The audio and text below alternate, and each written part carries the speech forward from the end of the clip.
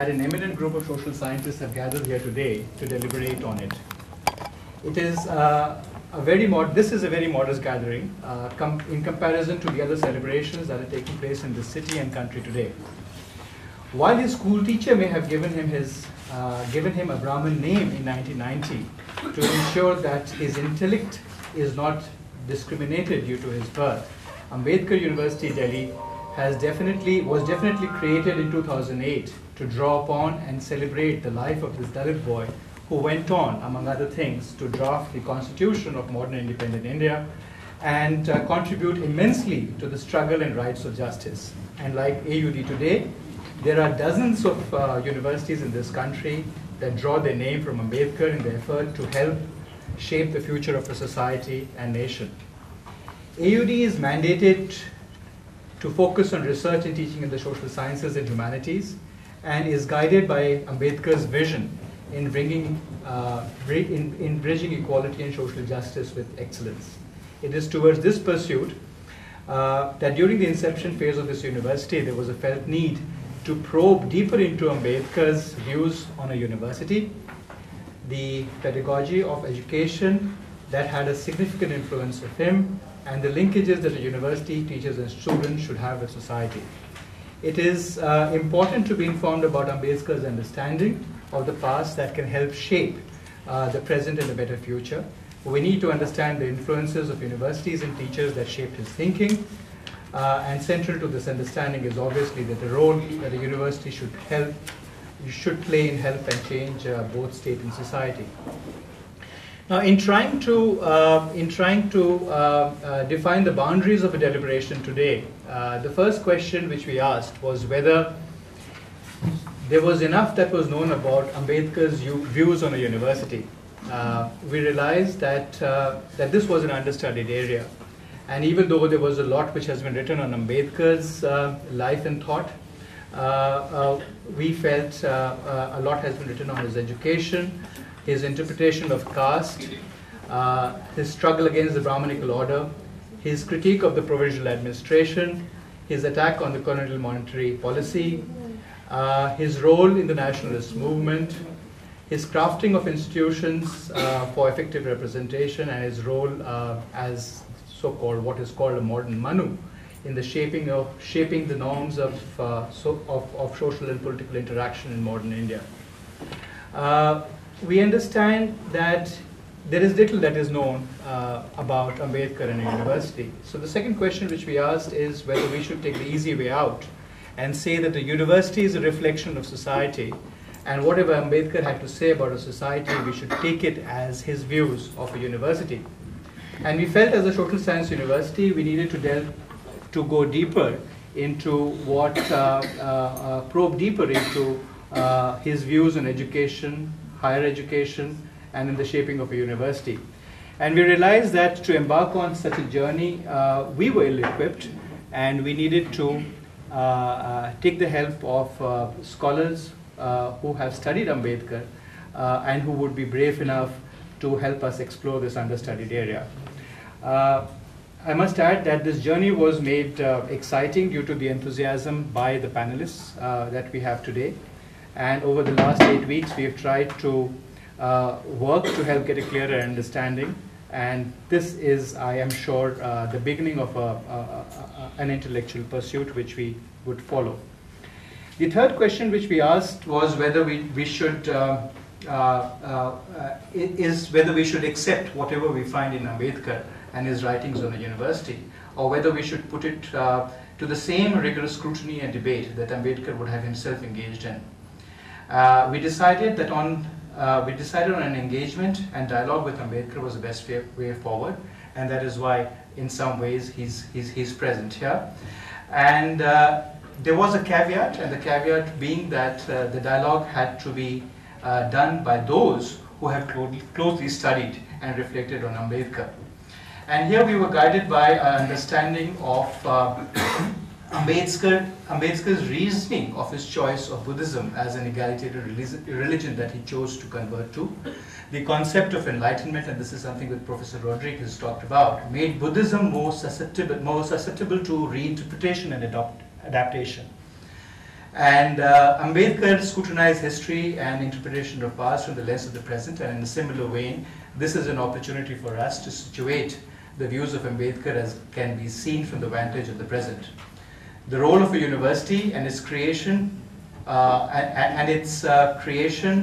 its design, these are some of the issues which we would like to deliberate on, and we would like to hear from a distinguished panelist. Within this broad framework, what we did was we decided that AUD should actually not be the one conducting this dialogue, rather that we should be reflecting on this dialogue. And in that sense, we decided to be some kind of a silent spectator in this exchange which is taking place. I think let me now introduce the panelists to you and the structure of the deliberation this afternoon. Professor Upendra Baxi and his work has been an inspiration for all of us who have been, for whom issues of rights and of those in the margins is important. And he has inspired a number of institutions and scholars in this area. Professor Bakshi has had a distinguished career. He is presently Professor Emeritus at the University of Warwick and in Delhi University. Prior to this, he was Vice Chancellor of Delhi University, and before that, he was Vice Chancellor at the University of South Gujarat. He has written over 11 books, innumerable articles. The two latest ones are Human Rights in a Post-Human World and The Future of Human Rights, which is, both of these are OUP publications, 2009 and 2007, 2002 and 2007. Professor Rodrigues is well known for the essential writings of Ambedkar, which is really the essential writings of Ambedkar. He was a professor in Mangalore. Before that, he was a fellow at the Indian Institute of Advanced Studies and was also the Agatha Harrison Fellow at the University of Oxford. Amongst his other publications are Catholic Communications and Indian Parliament, A Democracy at Work. Professor Gopal Guru was a professor in Pune. Then he was a fellow at the Council for Social CSDS Delhi, a professor in political science at the University of Delhi, and he's right now professor and chair of political science at Jawaharlal Nehru University. He is one of the most keen and original minds in Indian political thought and democracy. His work ranges on Ambedkar and Dalit scholarship. He's got a wonderful compilation on humiliation recently. Professor Deshpande is one of the most prolific writers in Indian sociology today. He's presently professor of sociology in Delhi School of Economics. He studied in the University of California, Santa Cruz. Amongst his recent writings is Contemporary India, Untouchability in Rural India, Anthropology in the East, Dalits in Muslim and Christian communities, and he's also worked on the Equal Opportunity Commission. Professor Sudha Pai is a professor in political science, again at the Jawaharlal Nehru University. She is one of the keen minds who tries to engage in both policy and theory in a very dynamic manner. She is one of the foremost scholars who's followed the rise of what we call Dalit politics, and she's actually followed the rise of the BSP right from the very beginning. Her other work is on social capital and also on what would we call state politics, and then a lot of work on what would we call micropolitics in institutions in India. About the structures of the presentation, we have a little weird structure in the sense we have the chairs who would also be in some ways the panelists. So the first session, the Vice Chancellor, Ambedkar University, Professor Shyam Menon, he will lay before you the, introduce you to the university. Then we have Professor Bakshi and Professor Rodrigues, which will be followed by a discussion. and we'll break for a small tea. And in the second session, we'll have Professor Guru, Professor Deshpande, and Professor Sudha Pai, with Professor Sudha Pai as the chair. And this would be followed by a little discussion. It's such a privilege to host and organize a panel discussion with such distinguished scholars on the panel. And I'm thankful to Professor Satyajit Singh and his team for having asked me to moderate the first session with Professor Upendra Baxi and Professor Valerian Rodrigues as the panelists. My brief is also, apart from moderating the discussion, my brief is also to sort of briefly introduce the university, which I will do in as brief a manner as I can. We came into existence in 2008, and we were promoted by the government of Delhi. The act which we inherited, which we tried to creatively interpret in shaping the programs and structures of this university, was in some sense gave a lot of flexibility and a lot of space for us to sort of improvise. Apart from the fact that we were a unitary university, and we had a mandate to work in the social sciences and the humanities, the major direction that the Act gave us was that we were named after Dr. Ambedkar. So it is, universities are named after personalities for various reasons, whatever those reasons may be. However, the very fact that an institution is named after someone like Dr. Ambedkar enabled us to sort of probe into the possibilities of what Dr. Ambedkar stood for, his life and his work stood for, and what this university can derive by way of a mission, by way of a vision from him.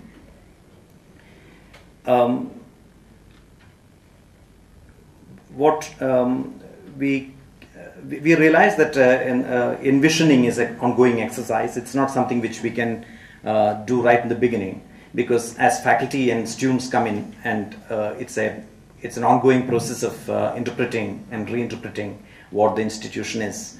But all the same, it's important to have a consensus on the basic contours of the institution, and those contours we try to derive from what we understood of what Dr. Ambedkar stood for. One of the things which we thought we must do is to go beyond what most universities do in terms of provision of access structures to young people from the margins. Going beyond that, we realize that it's important for us to ensure that young people are not merely pushed into the deep end of the pool to fend for themselves once they are admitted, but should have a mechanism. The institution should have a mechanism of ensuring that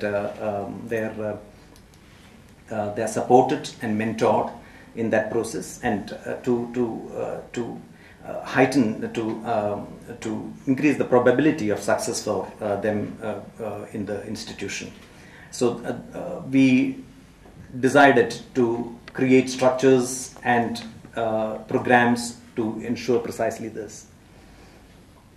And that process is still an ongoing one. It's not something which we can say that we have succeeded substantially. A second dimension of, how do you put it, a second aspect of inspiration from Dr. Ambedkar's life and work was the focus which we chose to give on public systems as opposed to market. We realized that most of the institutions, most of the higher education institutions which have been created in India post the liberalization had been remarkably market-oriented, and it was important for us to sort of correct this skewness to some extent. And in some sense, it helps if you are a social science and humanities university. So we decided that it's important for us to ensure to focus our programs on creating capacities in the interface areas between the state and the civil society, particularly in in activism and also responsiveness on the part of the state. Activism on the part of the civil society and responsiveness on the part of the state.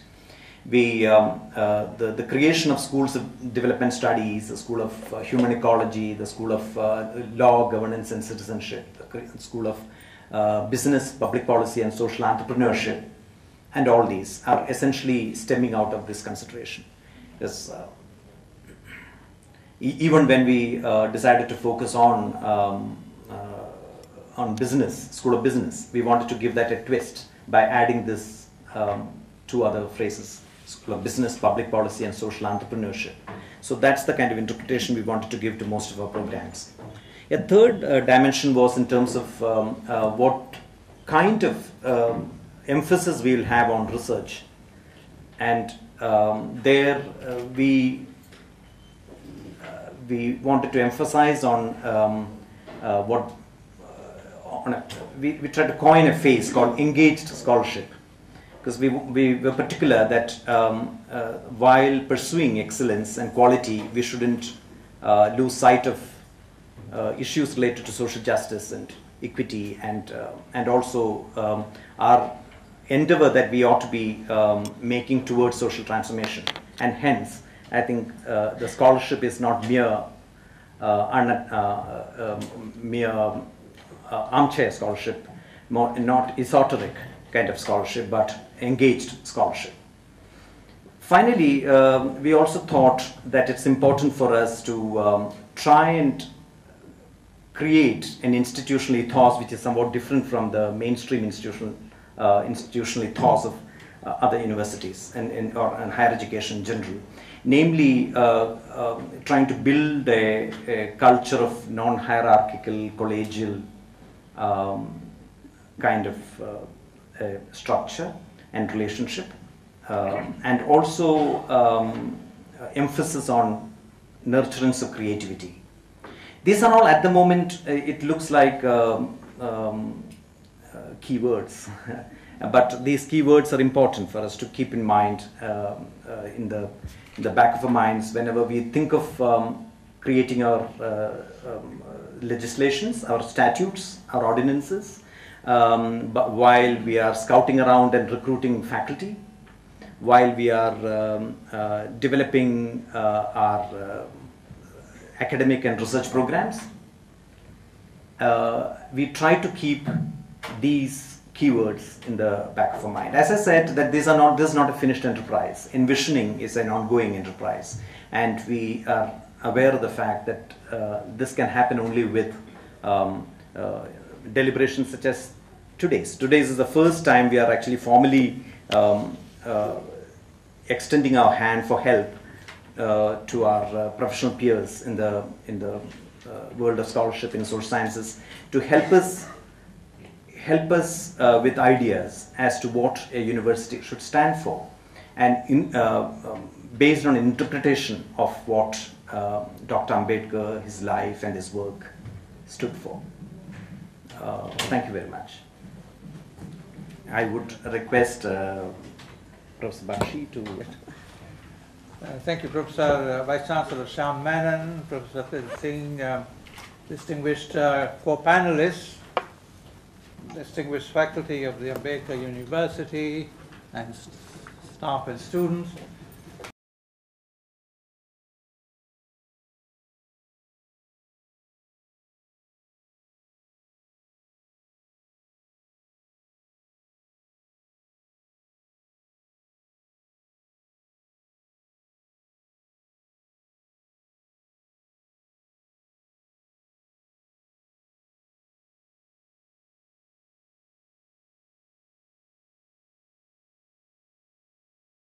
Is nowadays in comprehensive trouble.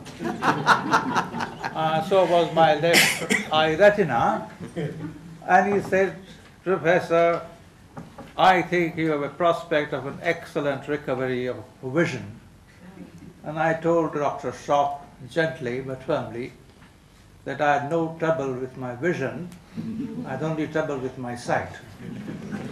And I think in what you have just presented is a magnificent prospectus of a ferment in thought of new ways of conceptualizing university education, co-learning, and the social responsible research. Without being invidious, I must therefore say immediately that after so many mushrooming institutions named after Baba Sahib, this one holds a particular fascination for me in terms of possible achievements of new ways of honoring his memory. Now, I have no sense of occasion, Satyajit, so when I nearly fell off my chair when you made a passing reference to Ambedkar as a modern Manu. After all, that man fought Manu all his life. And you know, Eleanor Zealot or someone, I think Eleanor Zealot reminds us in one of her work, essays on Ambedkar. Can you? Dhananjay Keer. Sorry? Dhananjay Keer. Dhananjay Keer. But more importantly, either way, both of them remind us that the day on which the Constitution was after all adopted, everybody called Ambedkar a modern Manu, but concluded, the assembly proceeding was concluded by Mahatma Gandhi ki jai. Now that fellow Mahatma was absolutely undignified by the constitution makers, or apart from article on prohibition and cow slaughter. He didn't exist for constitution maker. And the chap who was really the architect of the constitution, Baba Sahib, was called a modern Manu. So I think I have a problem with this, and we might perhaps want to discuss this, so leave it out of the way. But thank you for your kind words in introducing me. You know, betting first is a very difficult enterprise, unless, particularly in these IPL days, unless one was the Sachin Tendulkar in exceptional form, that is now. I am in no such form. And therefore I must begin with several words of apology. One concerns the paper that I dared to circulate, and there are no apologies for typos and inelegant sentence formulations and other horrors, reader-unfriendly horrors. I venture to send it out, and thank you for circulating it, as a kind of a background to whatever we might possibly discuss today and hereafter, emphasizing the idea of curricular development. The text that I have shared with you, to which I will not speak at all, because I get bored with what I write. And some of my readers have confessed to a similar experience. So we are a community of boredom as far as my writing goes. So I'm not going to address what I have written. It's for you to decide, to read, and you know, to the best of my friends, when they ask for my books or writings, I inscribe with fond affection and a prescription: read 3 pages a night if you have trouble sleeping. So please read the paper. I hope you have no such troubles. But anyway, this is what I'm trying to do in that paper is simply to focus on, to borrow your term, socially engaged methods of curricular development. And towards the conclusion, I suggest how Ambedkarite ways of such engagement might help. But I'm not, as I said, going to talk about it. Instead, just around this midsummer noon, I decided to draft a few remarks, which I can barely read, but I'll try to present them in the next few minutes that I have. But before I do that, I think there is a great poignancy and urgency in resituating Baba Sahib's thought about education, a very complex lineage and legacy, in the moment of hyper-globalization, the Indian way. That's why I welcome your keywords. They're important. Even when open to porous meanings and further developments. So implicitly in what I say, although I have not at all mentioned it, the 5 or 6 points or 5 points that I'm going to make is how our understanding of his vision may enable and empower critiques of the, I hate to use this word, but that's a commonly used word, what kind of, something called neoliberalism. I don't understand that word when it's presented as a smooth surface, as if there are no contradictions. And Baba Sahib, in a non-Marxian ways, who said this momentous observation on 26 January 1950, we enter a life of contradiction. I don't need, it's supposed to be engraved in our hearts anyway, so I won't spoil it by quoting from memory. So it's the contradictions of neoliberalism that confront any understanding of Ambedkar's thought and legacy on the idea of university and education as a means of social transformation. This will be my implicit text. My explicit remarks are as follows. First, and nothing I'm saying is new. In fact, I look for guidance. I'm a wrong person to be here, actually, because I'm not, in any sense, an Ambedkar scholar, although I've read and worked with him for the last 25 years and written bits and pieces about my understanding of him. I've just begun reading Baba Sahib's contribution, for example, to the Bombay Legislative Assembly debate on the amendment of the then Bombay University Act. That's a remarkable prose in which he disturbs the hierarchical conception of divisions between professors and non-professors, and between, fortunately, I only say university, but between universities and colleges. It's a remarkable intervention. As I said, I'm just beginning to lisp the thought of Ambedkar on idea of university. So let me, in the hope of learning from the more distinguished panelists who have given their life to study of Ambedkar's thought, in the hope of learning from them, let me put the following propositions. One, Ambedkar thought about education and university may not be divorced from the movement towards social equality. Equality for him was a complex, however, a complex social virtue. And it's this complexity that is not fully grasped. Its dynamism is grasped in historical terms of movements of the Atisudras, as Baba Sahib called, named social and economic proletariat. I think there's no better word for this than his. To me, equality in all its complexity, first of all, meant dignity. And dignity meant for him development of personalities, of persona and capabilities and potentials that could avoid this other. The other of dignity is humiliation. And although these words are new in terms of international human rights law, dignity for Baba Sahib consisted precisely in these words: avoidance of cruel, unjust, inhumane, and degrading treatment of others. And the others for Baba Sahib, of course, as we all know, were always the socially and economically and politically vulnerable others. So I think the idea of dignity was the centerpiece of his idea of university. Second, and I will have several sub-points here, as I understand, and I must immediately say that my understanding is still evolving. That's a nice way of saying it's superficial and tentative, but we all must flatter ourselves from time to time by nice caveats or keywords even.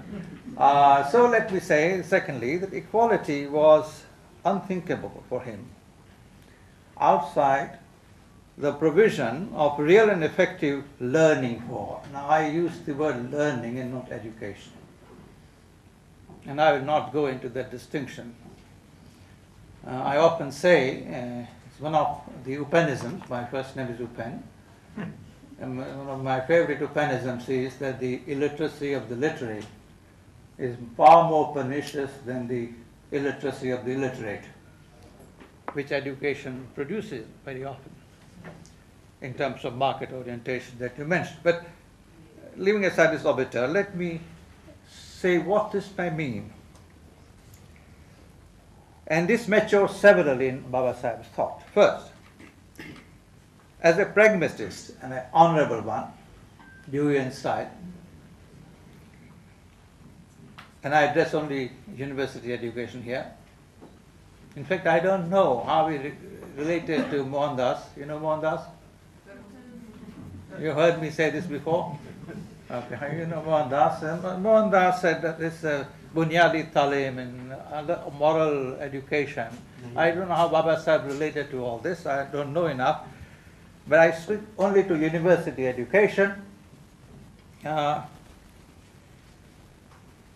And for him, university education pragmatically meant little more, nothing more than this. Access to degree-based quotients of production and distribution of certified knowledges. That's what university education means. Production of what Michel Foucault called certificatory sovereignties. Expertise, knowledges that are useful, one way or the other, to the holders of the degree. And pragmatically, Baba Sahib said, well, I do not critique this model of education as colonial or pre-colonial or global or whatever. He said, if this is the meaning of educational learning, I want to make a place for that, for socially and educationally backward classes. Mind you, he used the word classes, obviously not castes. In my paper, I refer to the juridicalization of the idea of classes in terms of caste, but I will not go there. Second, Baba Sahib also meant that equality of learning for all, especially those marginalized, disadvantaged, and exploited, signified a theory of state responsibility, meaning that it was the primary duty of the constitutional Indian state to provide means, opportunities, and ways of learning. I will not comment on the present developments. I don't know how Baba Sahib Ambedkar would have related to Mr. Kapil Sibal. That's certainly not Sibal's problem, but it should be a problem for Ambedkar scholars. Third, this meant that the confrontation with the question, what next after degrees?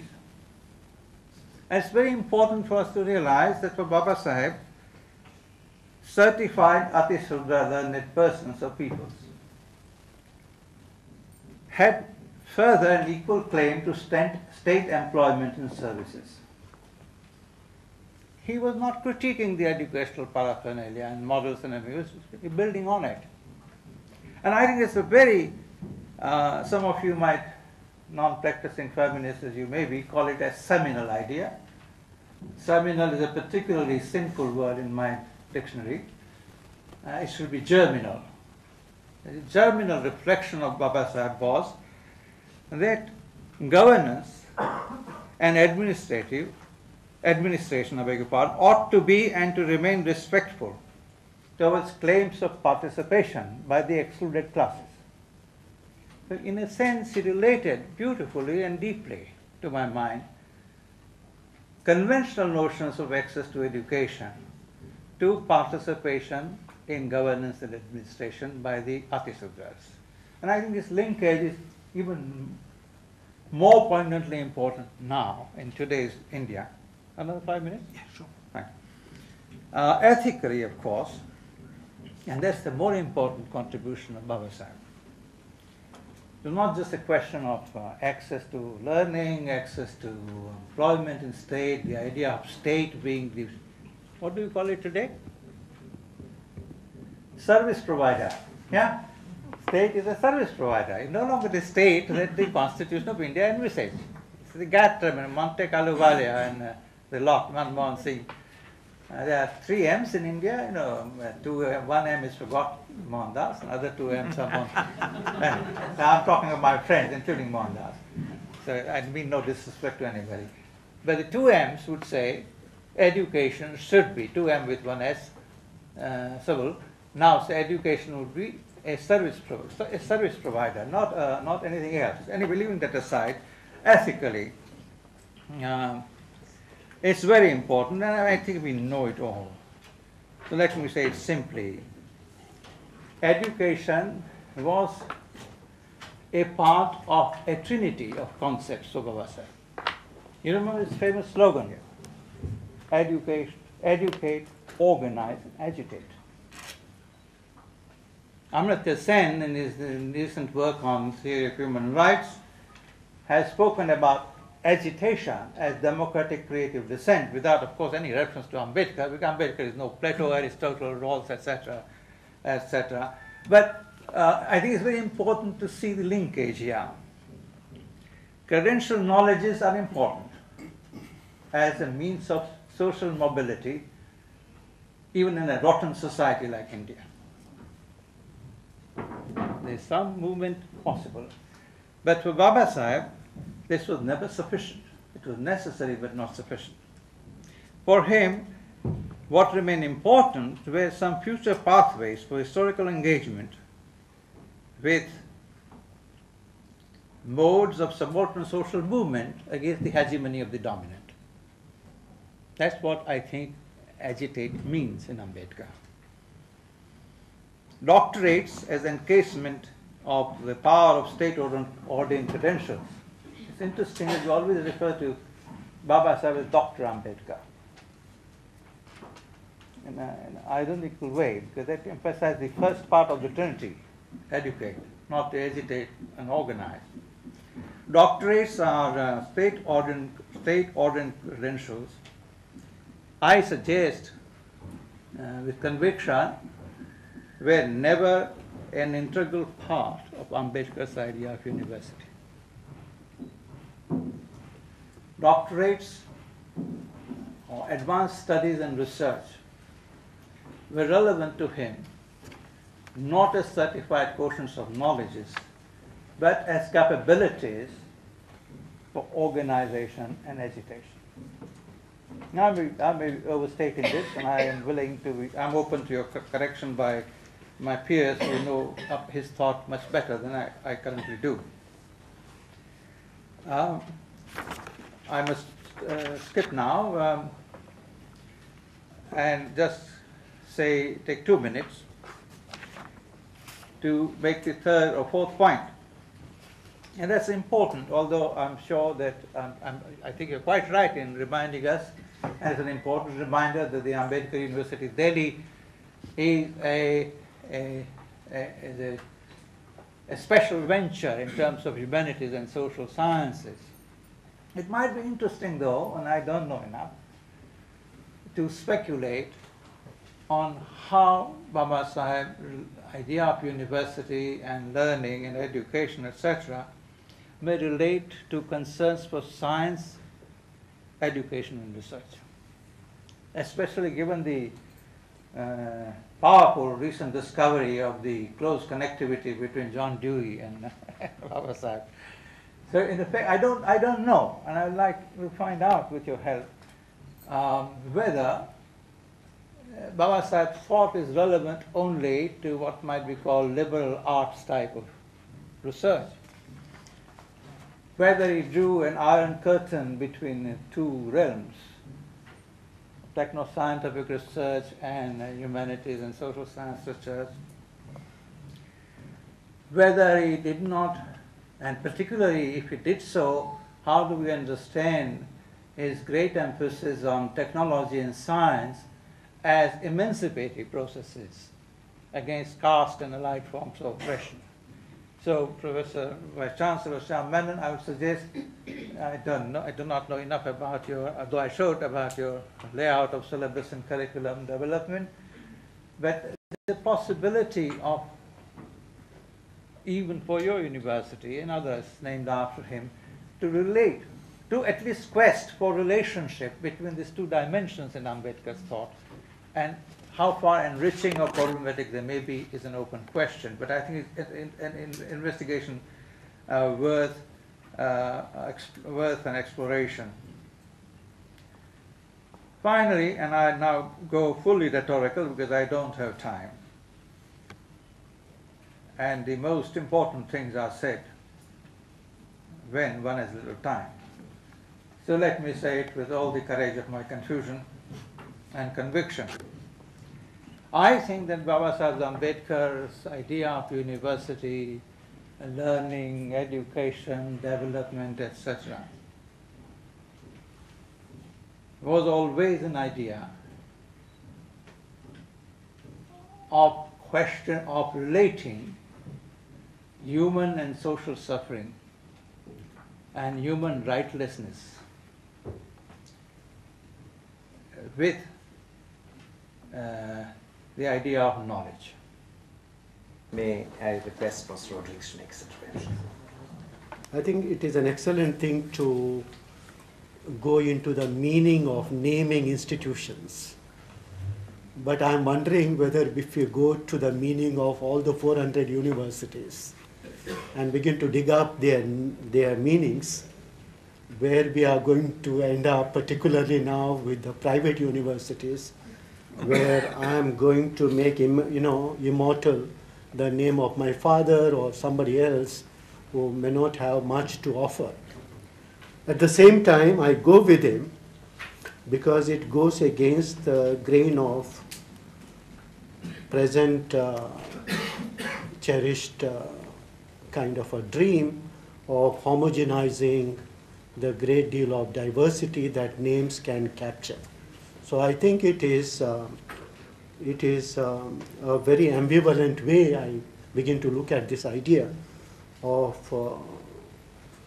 laying down the foundational principles of institutions after the names of people which they are supposed to honor, because some of them can belie a great deal of hope and tend towards highly sectarian kind of purposes, which I think was something which Ambedkar, particularly in his intervention in the Bombay Senate debate, strongly condemned.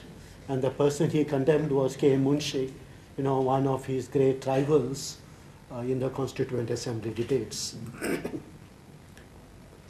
The second thing, I perceive this discussion as much more open-ended, and the kind of issues that I want to throw up are much more open-ended in that spirit. I don't want to build up a closed argument in this sense. Part of my paper where I am going to deal about a great deal of empirical details is written out, and it might be good for me to read that part. But there is another part where I think I would like to be a little more on the talking side rather than on the strict written kind of format. I think I won't take more than 15 minutes to read out the few pages that are here. It is not important to cull out and summarize all the statements that a particular thinker has made to highlight his views on higher education. Some such statements might be helpful, such as the work of John Dewey. And probably most of you know that John Dewey had very distinct ideas on education. Professor Bakshi just now made a mention of this, the kind of division of intellectual labor that has come to be part of our university education. Dewey strongly revisited some of those distinctions.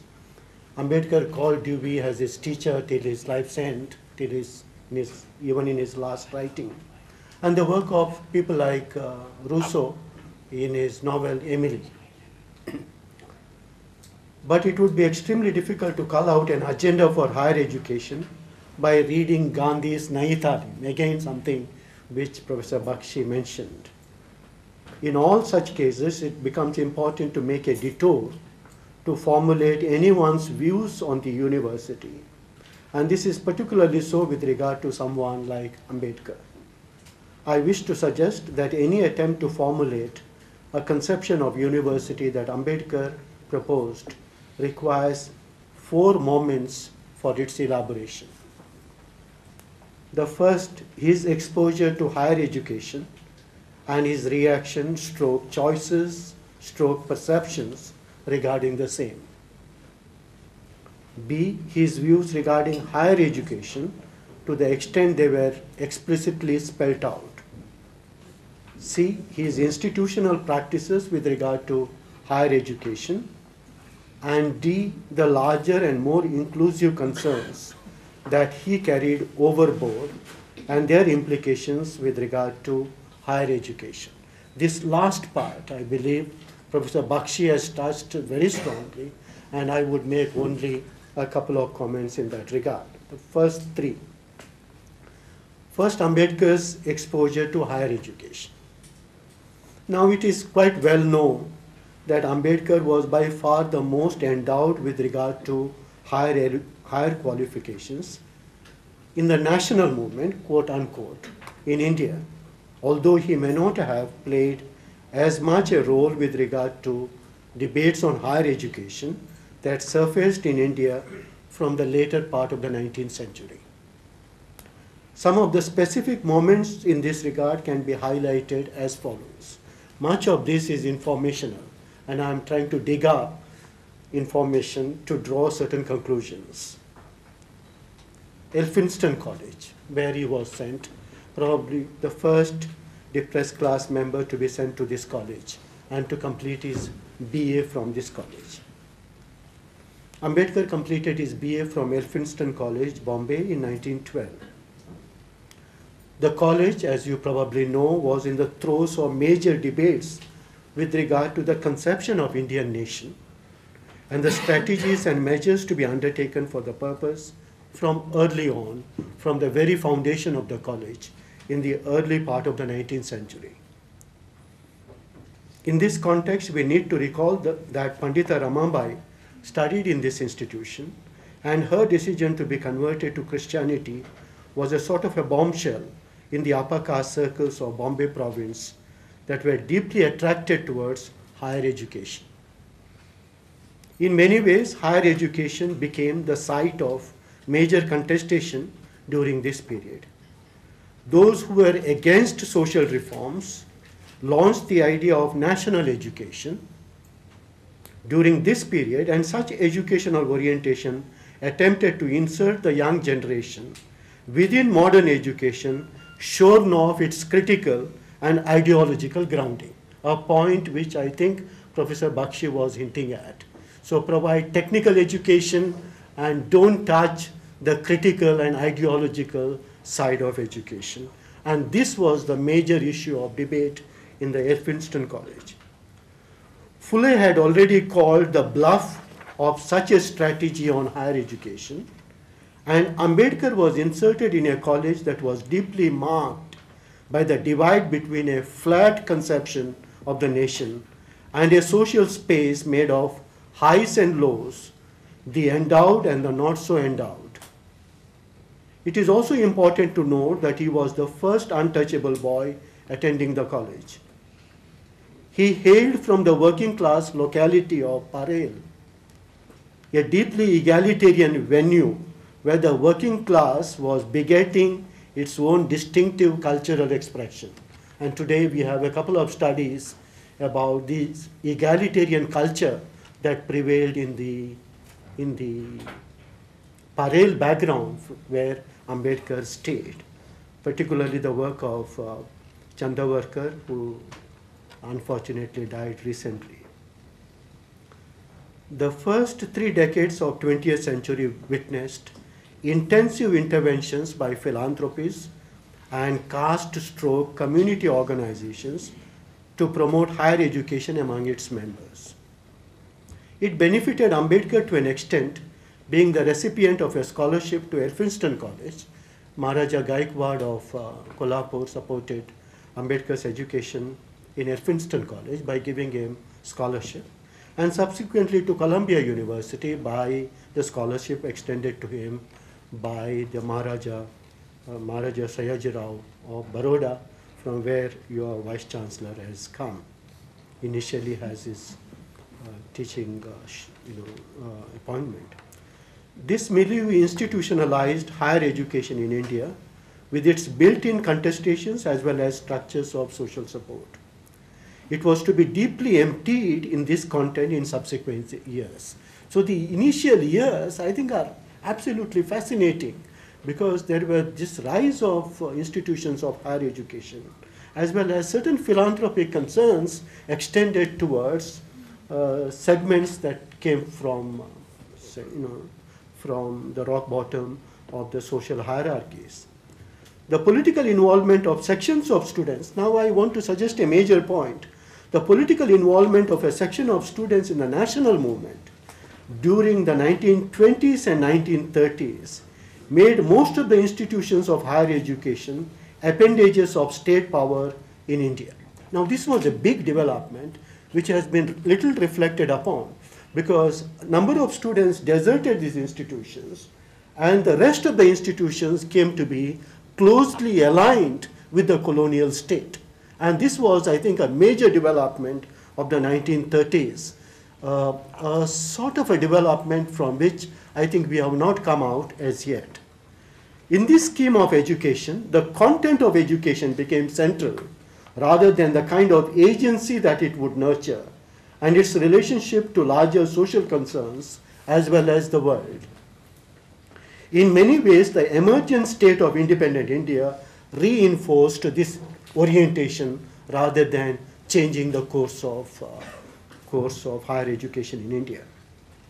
The second, and I think this is an important conclusion that I want to draw from my understanding of Ambedkar in the Elphinstone College, those 3 years that he spent there. Columbia University. It is important to look at the grooming of Columbia University. I'm not Ambedkar's grooming. The grooming of Columbia University in the later part of 19th century and the beginning of the 20th century, where Ambedkar spent 4 and odd years of his young life. Columbia College was transformed into a distinct university at the end of the 19th century, and one of the major visions for its transformation was laid down by its president, John Burgess. He envisaged the orientation of the university as training the future leaders of American society in diverse walks of life. Further, higher education was shaping a distinct course during this period when social sciences were coming on their own and institutionalizing them in the mirror image of natural sciences. American Economics Association, American Political Science Association were set up during this period, and these associations played a major role in declaring what is knowledge and what is not, and disciplining an entire new generation accordingly. The making of the great American society. So some of you who have studied the making of the great society in the later part of the 19th century and in the early part of the 20th century. And Columbia University played a major role in this direction. Columbia was, therefore I call it as the epicenter of this experiment. And John Burgess' attempts worked because some of the great presidents of the United States, great in quote unquote, Theodore Roosevelt, Franklin D. Roosevelt, they all hailed from Columbia University, because the kind of Theodore Roosevelt was a few years junior to Ambedkar, and Franklin D. Roosevelt was a few years other way. Since this role was closely aligned with the exercise of state power, academicians taking up advisory positions in the formulations of policy were to become a trend. Interestingly, Ambedkar's PhD guide, Edwin Seligman, was both the founder president of American Economic Association, the first editor-in-chief of the Encyclopedia of Social Sciences, and 4 times the advisor to the President of the United States on economic matters, something like Monte Carlo kind of a role. John Dewey was acknowledgedly one of the favorite teachers of Ambedkar, was in Columbia University after his days in Johns Hopkins, where he subscribed to a version of Scottish philosophy. But by the time he came to Columbia, he had changed his stance and was invoking a distinct philosophy of education, which definitely cast its spell on Ambedkar. A certain strategization of higher education, a stress on pragmatic concerns, and the role of education in terms of nurturing democratic citizenship could be seen as some of the central legacies that Ambedkar inherited from his exposure to higher education in Columbia University. His writings during this period speak of the non-binding character of one's world of birth and sees education as the key in this regard, that the world can be redefined. A very strong sense of agency and freedom is part of the Columbia input into Ambedkar's education. Ambedkar's MA dissertation on ancient commerce in India and his PhD on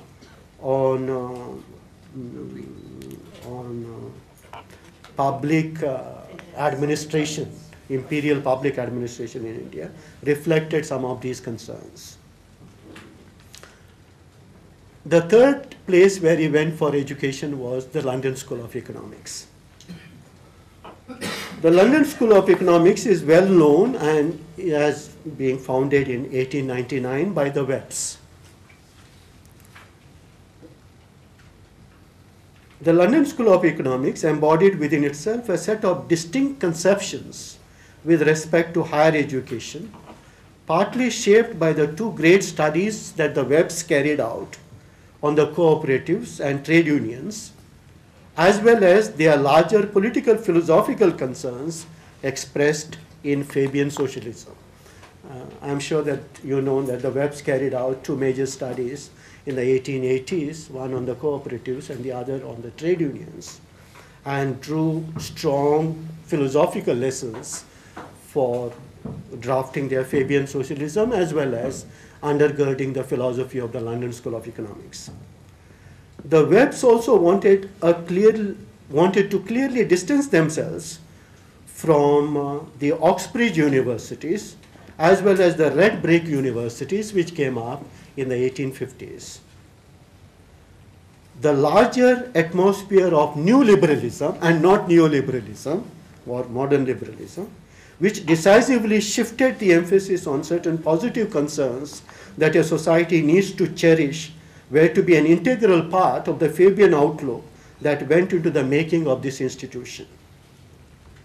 The Webbs believed that a proactive state can play a major role in ameliorating many social and economic evils rampant in society. Ambedkar attended all the 22 lectures that Sidney Webb delivered when he was in the London School of Economics. There are strong references that Ambedkar did not wish to study either in Oxford or in Cambridge, and the reasons cited in this regard were the elitism inbuilt into the very structure and curricula of these universities, and the role that they came to play in anchoring and nurturing colonialism in India. Edwin Seligman was a friend of the Webbs, introduced Ambedkar to them, and he decided to pursue a degree in economics in the institution. A British degree mattered in the Indian context of early 20th century much more than the endowments of other universities, including American. The curricular engagements of the London School of Economics also were very distinct compared to Oxbridge arrangements.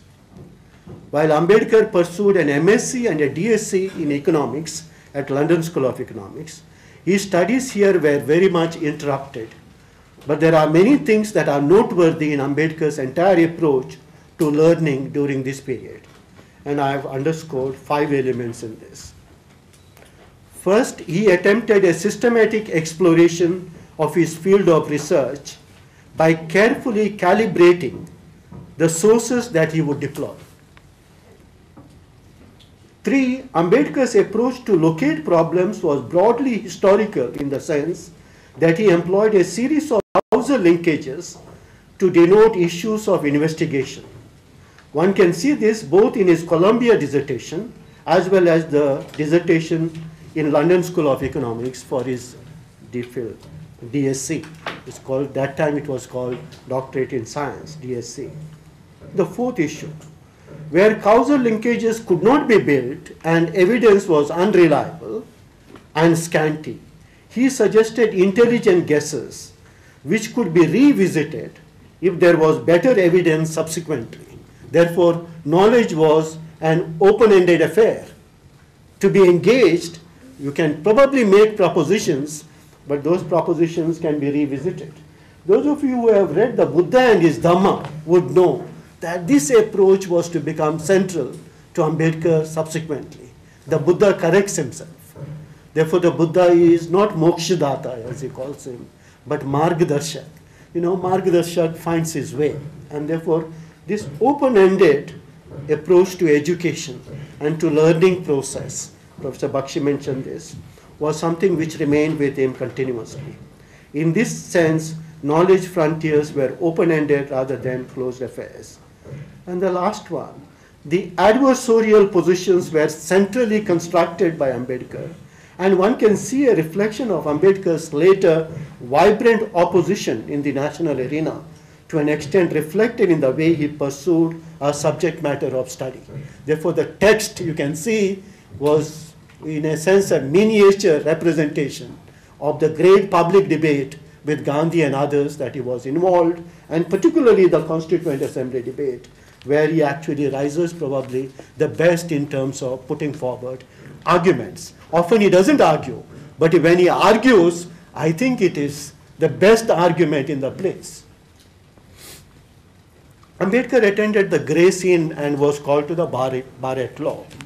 Bar at law at that time was not necessarily a highly studied degree.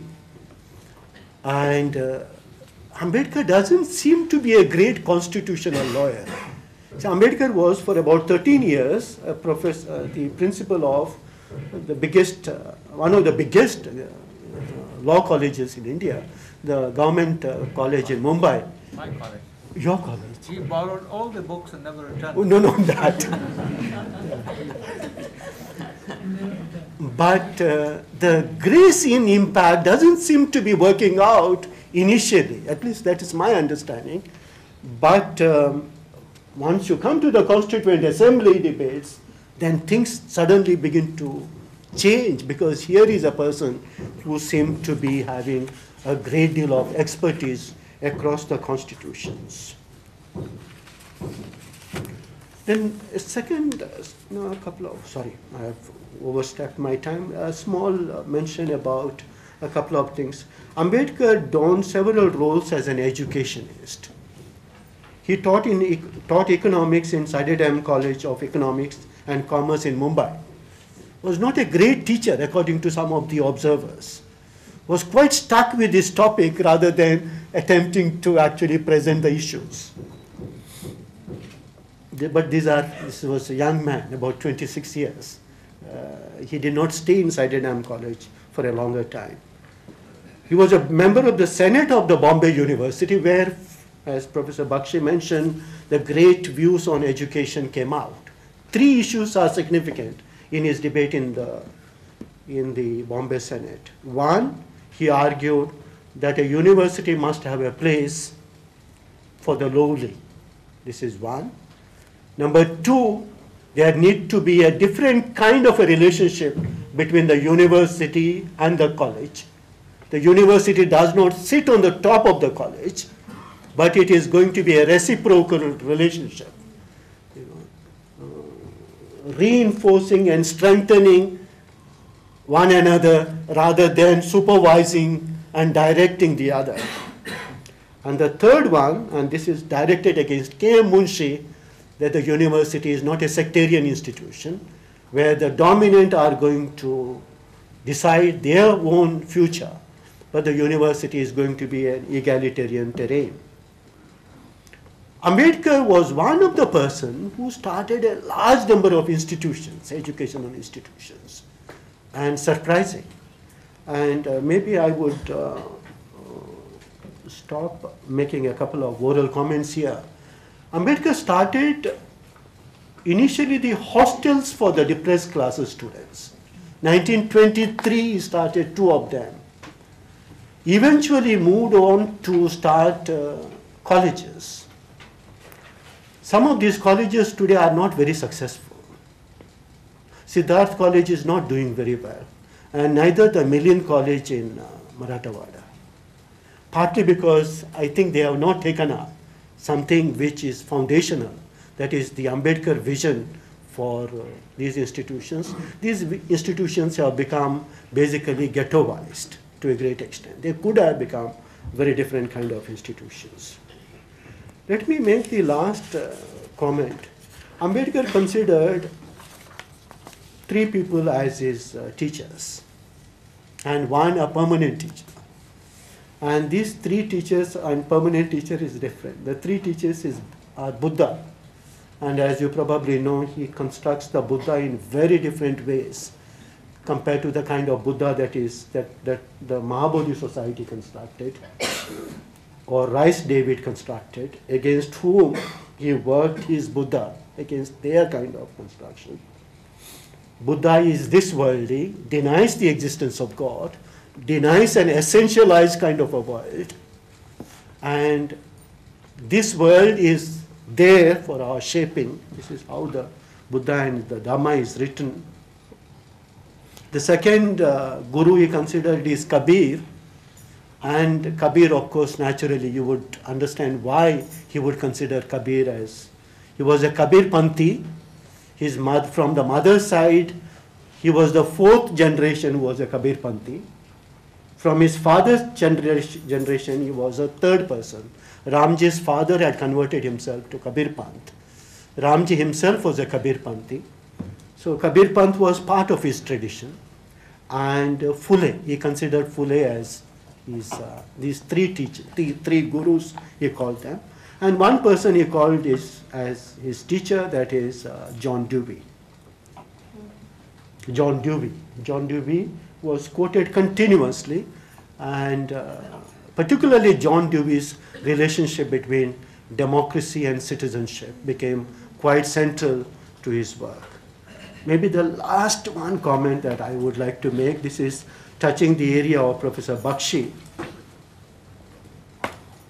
I personally think that Ambedkar envisaged the universities not merely as enabling and empowering institutions, but as institutions breeding a new kind of citizenship.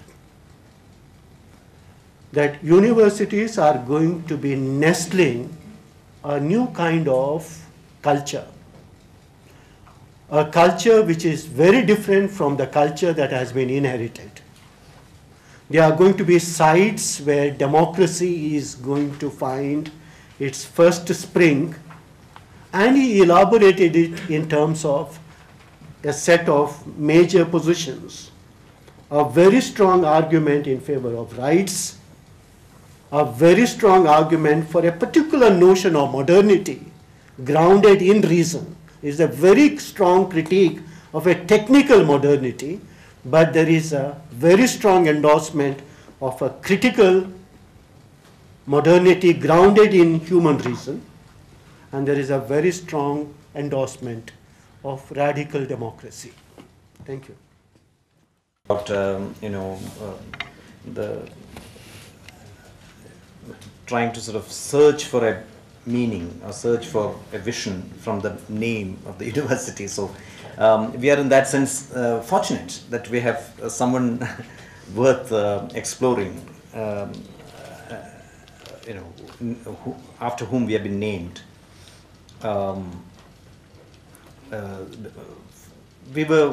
give you one instance, and probably that would just by the time people make up their mind to intervene.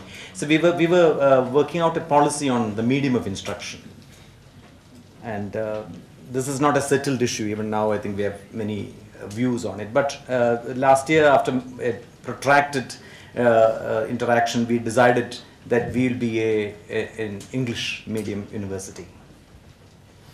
Although we realize that it's not probably politically correct to adopt this kind of a position, but we thought that invoking Dr. Ambedkar again, we thought probably that's the correct thing to do, because asymmetry, so far as linguistic preferences are concerned in the market or the government or whatever walks of life, it's the fact that about 40 million people in this country for whom English is practically the first language, dominate the professions, the bureaucracy, the business, and practically everything except probably polity. And therefore we thought that this asymmetry has to be combated, but if it has to be combated, it cannot be done by an institutional initiative. It has to be combated politically at a larger level. So we thought the best we can do is to equip our students, no matter what background they come from, to do as well as others in the field. So we deliberately took up that. I'm just mentioning this also as a provocation for somebody to make the first intervention, but this is how we interpret it. We actively try to interpret what it meant to be an Ambedkar University. We were aware of the fact that we are the 10th Ambedkar University in this country, and that's why we call ourselves AUD, Ambedkar University Delhi. So we really want to be right from the beginning self-conscious about the fact that we are an Ambedkar University, and we want to constantly try and debate our contradictions and try and sort of make mid-course corrections as we proceed.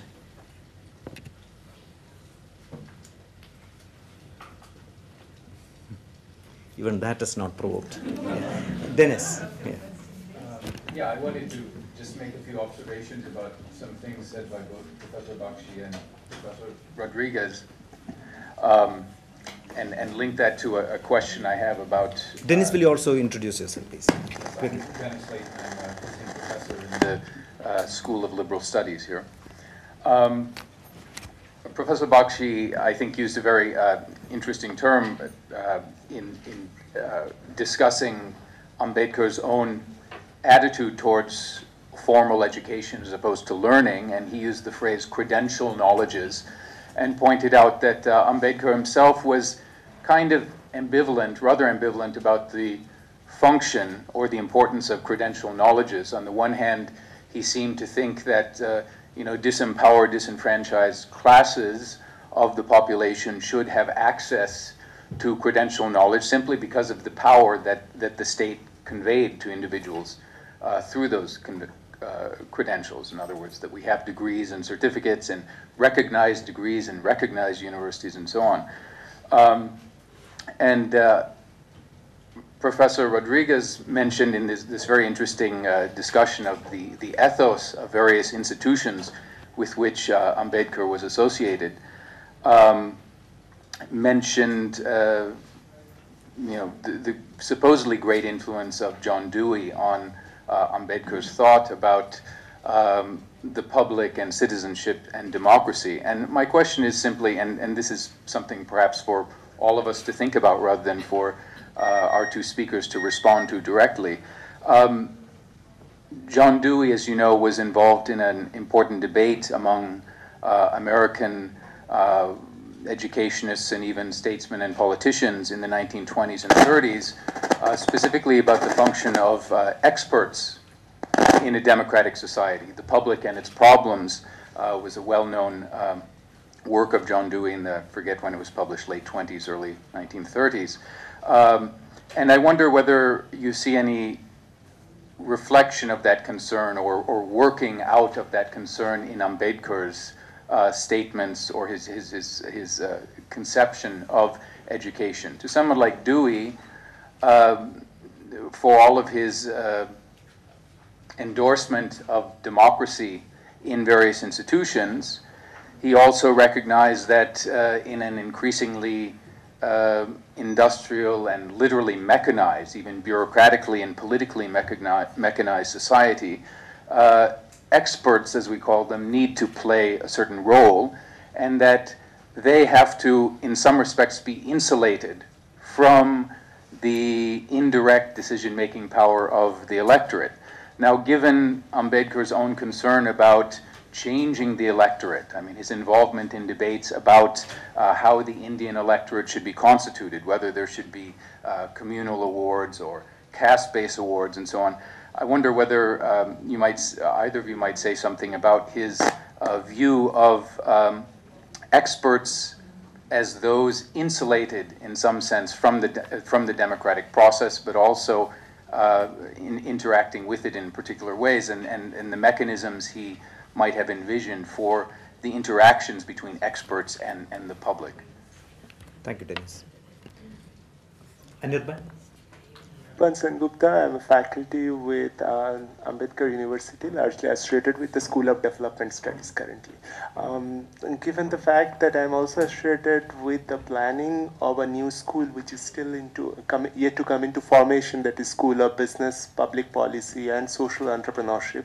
Now this is something which I was thinking about it, particularly given the fact that what we could understand from both Professor Bakshi's and Professor Rodrigues' deliberation, that Dr. Ambedkar gave a lot of emphasis on the egalitarianism as well as emancipation, knowledge is emancipation, and the various other issues related with rights and things like that. So, what I was looking from both of you, that if you look at particularly a school which like a School of Business Studies, which quite often has a market orientation, what is the way in which a school like a Business Studies can deorient itself from a typical market orientation to fulfill to the broad ideals which Dr. Ambedkar had?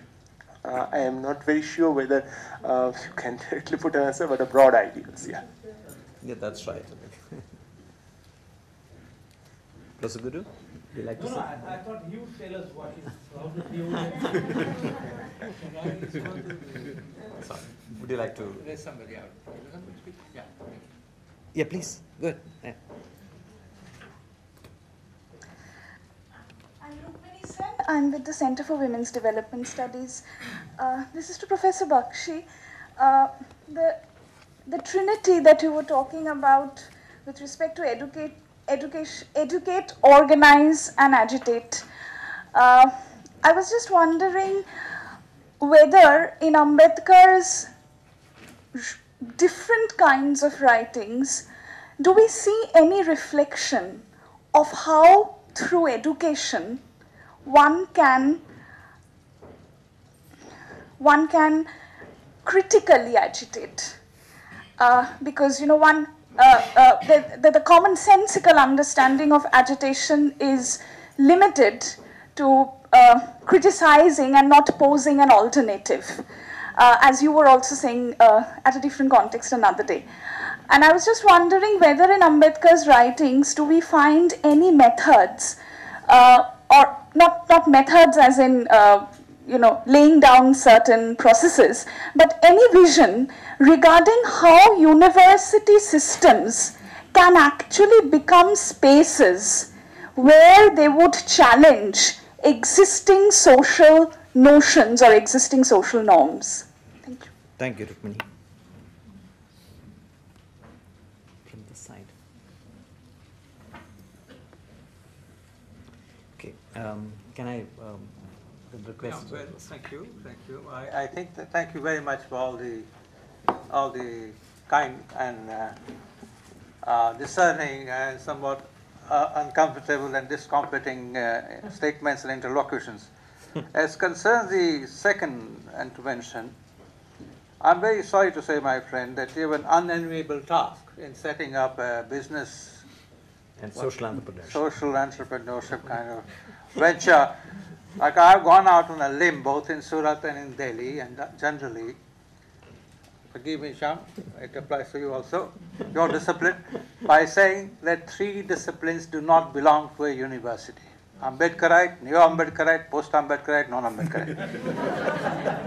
One is business management, which is simply the art of making hyper profits and generating infra power by exploitation. Second is public administration, which is the art and science of providing immunity and impunity for illegal actions by the public decision makers. Third is education. I beg your pardon. So I have education as a process with those who have never taught in a government school fashion theories and technologies and methodology of education. I think these are important areas, but I don't think universities ought to be concerned with them. So my sympathies. I've thought long and hard about counter viewpoints. I'm never dogmatic, but I've not been able to come to a conclusion, so please assist me. When you talk of social entrepreneurship, you're talking of human capital. When talking of human capital, you're talking of the transformation of the Ministry of Education into Ministry of what? Human Resource Development. Now, what a crazy, nobody is protected. I mean, the neurological systems, the cortical systems of individual young students are not resources to be exploited by state managers. So I think the problem, I'm getting a little rhetorical, but I think indeed, I don't know what Baba Sahib would have said, but that's one. Second, very quickly, a question about ambivalence. It's a great difficulty, quite frankly, in a non-hagiographical approach to understanding Baba Sahib. From what Valerian said, I think it is even more true to me now, and my understanding has improved, that essentially his idea of university and education was early post-colonial liberal. That it was not a, it was not a deschooling society, Ivan Alek and other kinds of people who were alternate or radical critique of educational system. And therefore to look for, even this idea of, as Valerian says, of education is beautiful phrase. Beautiful phrase, lovely. But I always suspect beautiful phrases. Nurseries for democratic republican education. Powerful idea. So long as the state is in the business of providing education, which was Ambedkar's own thought, insistence in India, it cannot but reflect the hegemony of the dominant interests, and therefore will not allow scope for the very kind of critique that Ambedkar wanted to produce through education. So there is a big problem here. And I don't know how to handle it, but I know enough to state it roughly well. And that relates to the third question. I've now shortly shut up.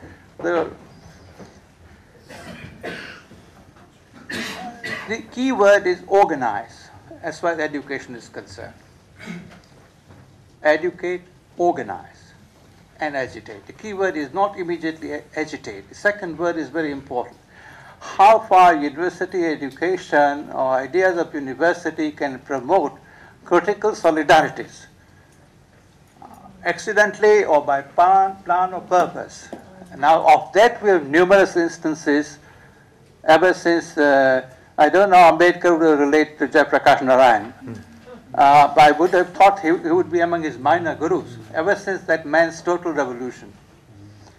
Universities have become communities, fragmented, non-viable, sometimes successful, of critical solidarity and dissent.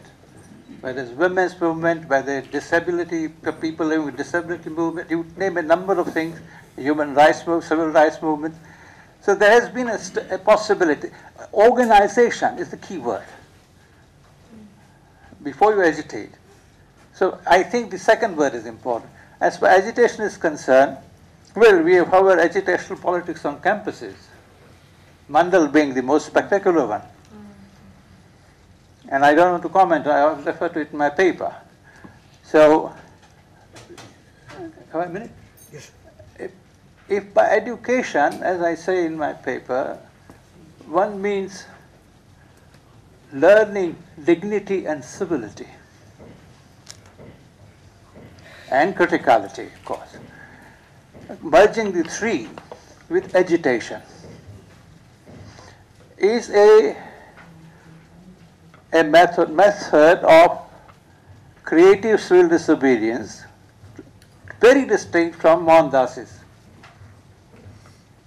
which Ambedkar himself resorts to, and that's a different story. So this, I think this is the issue of associational solidarity as promoting agitation. Agitation will be moral, ethical, it will be political, it can be agnostic as regards moral values, according to some standpoints. So I think these words have to be gone through in greater depth than perhaps even Baba Sahib Ambedkar had time to do. but I'm sure he has adequate reflection. I mean, if you look at the Mahat Satyagraha, I mean, that's a great story of how the three relate, where you convert basic needs into movement for basic human rights. It was not Mohandas' idea of temple entry, stressing spiritual needs, but stressing access to water in a village well. So you convert, there's a creativity about his thought, which might be useful in response to your question. Professor Rodrigues.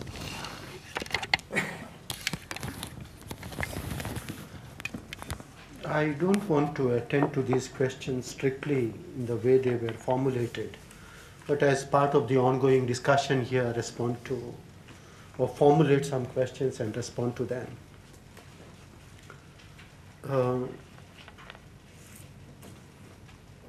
I personally think that Ambedkar thought that part of his authority to intervene in public affairs and to decisively arraign himself against what Professor Bakshi calls Mohandas and company is derived from his learning in social sciences.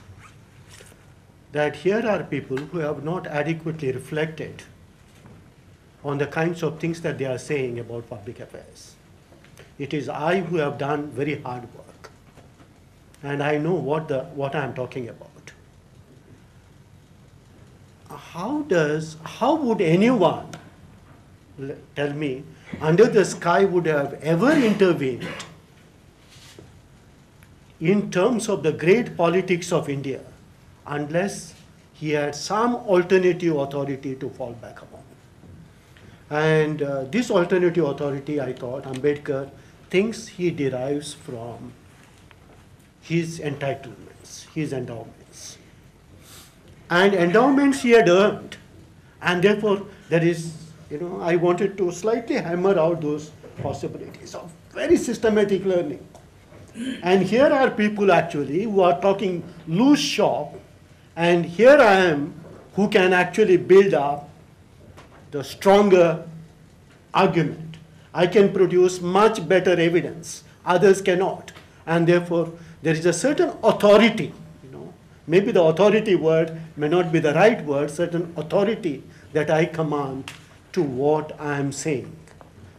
Now, this is, I think, is quite important, particularly in response to what Dennis is trying to say. And while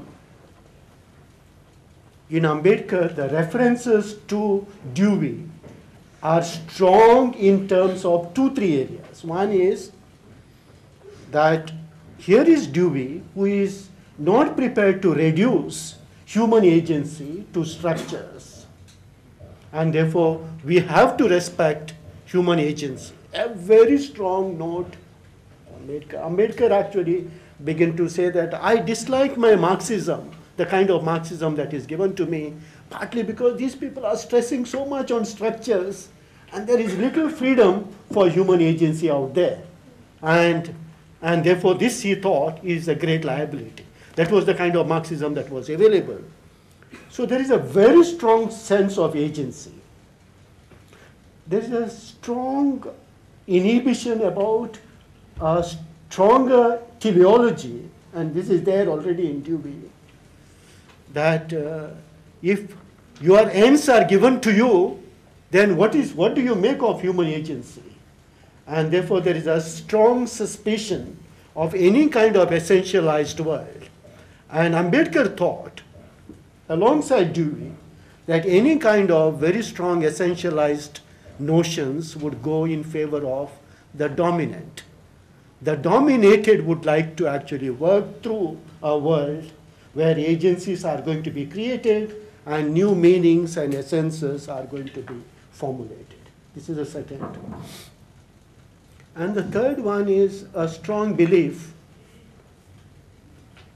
not merely in individual agency, but a collective agency which in terms of its forceful intervention, and this is Dewey, forceful intervention and not violent intervention, can actually begin to become transformative. And therefore, he quotes Dewey in several places to say strong action and not violent action, because violent action attempts to actually deny agency rather than become a creative agency. This is one aspect that I just wanted to hammer out a little. And the second aspect that I want to come back is that Ambedkar was a believer in state. I want to come back to this point because this is against Professor Bakshi's, I'm sure that Professor Bakshi also believes, but the comments, Ambedkar thought that the state is very important. He thought that the state is particularly important in India, given the kind of way power and dominance was played out in India. And state becomes the kind of agency that, if possible, if it can take partisanship in favor of the powerless, the marginal, can bring about significant changes. And state, I mean here in a much larger sense.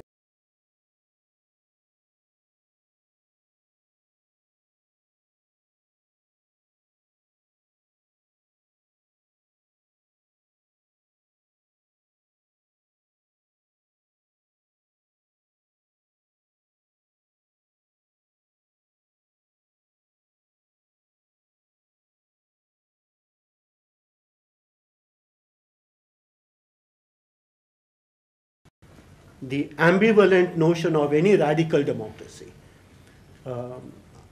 Ambedkar had a very powerful notion of radical democracy.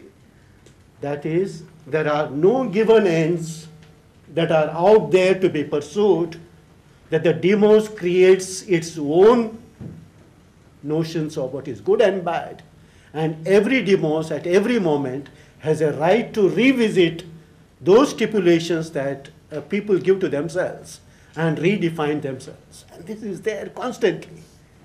And remember that Constituent Assembly debates. He says, let's not work it out to the fullest extent possible. Let's not put in the word socialism. Because what would the people next, what would democracy do? It is democracy which would define what is the nature of socialism is. Therefore, Ambedkar, while suggesting that there is a framework that has to be advanced and a kind of a thin notion has to be laid down, was deeply hesitant to trump the will of the demos. Now, this can create a great deal of instability. Therefore, any kind of radical notion of democracy can be deeply threatening and unstable.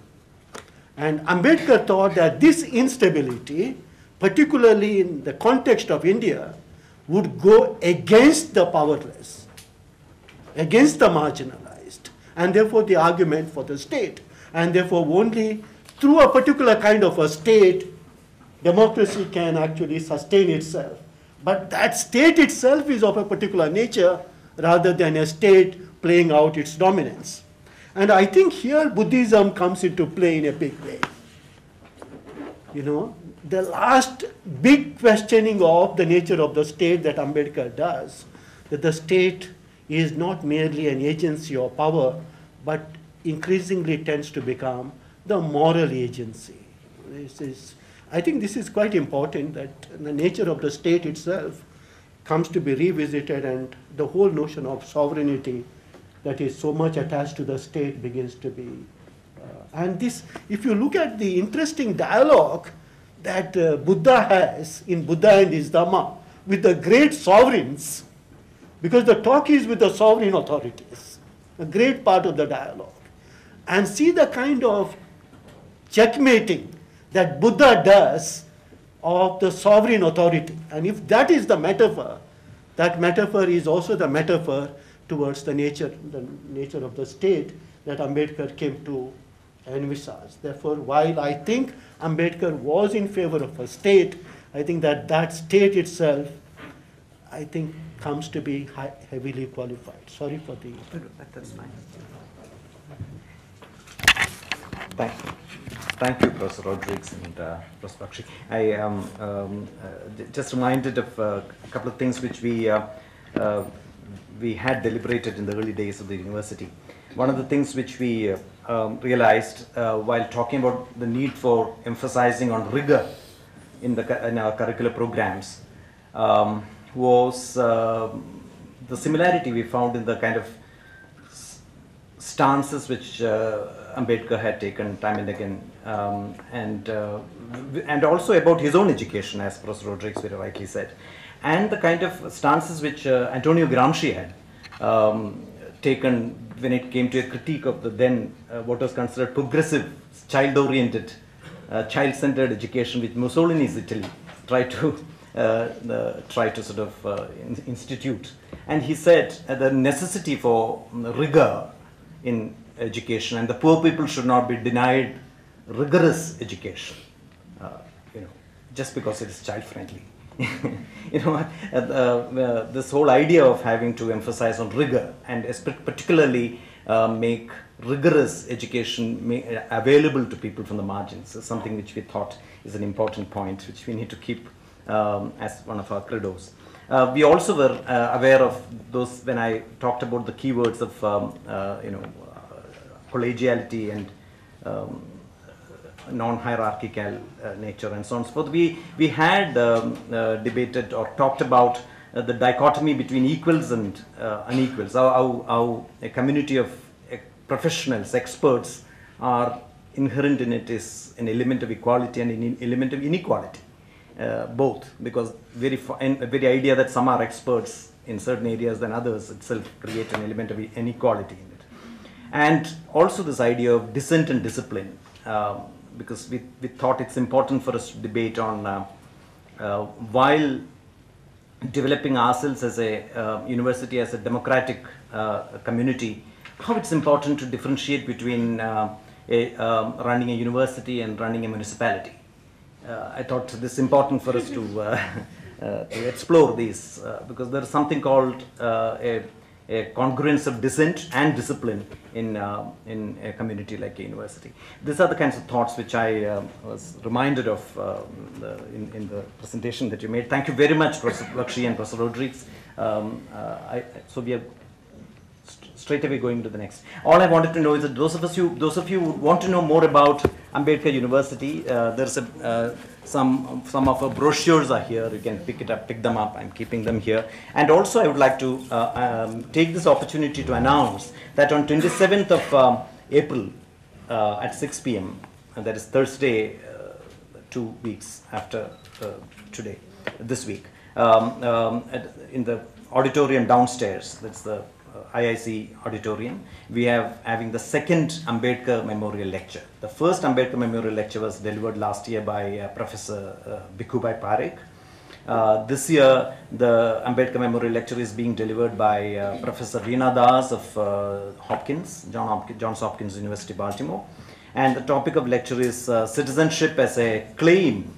Citizenship as a Claim or Stories of Dwelling and Belonging Among the Urban Poor. So it's a talk based on a study which she did in an urban community in Delhi. So we have also a sort of invitations here. We would be very happy if all of you come on Thursday, the 27th April 2010 in the India International Center auditorium downstairs. Thank you very much.